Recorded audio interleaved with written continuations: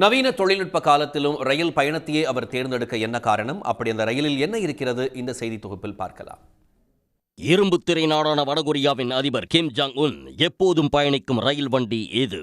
கிம் மட்டுமல்ல, கிம் வம்சத்தவருடனும் பின்னி பிணைந்த இணைப்பு கொண்டது எந்த ரயில்.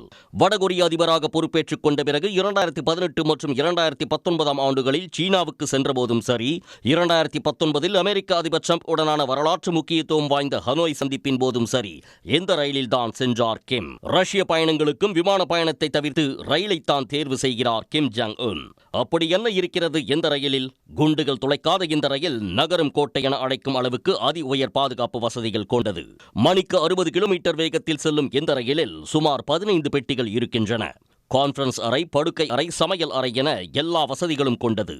ரஷ்யா, சீனா, கொரியா, ஜப்பானிய மற்றும் பிரெஞ்சு உணவுகள் எப்போது வேண்டுமானாலும் கிடைக்குமாம். மருத்துவ குழு மற்றும் பாதுகாப்பு வீரர்களுடன் கவச பாதுகாப்புடன் கூடிய 2 மெர்சிடஸ் கார்கள் எப்போதும் ரயிலில் இருக்கும்.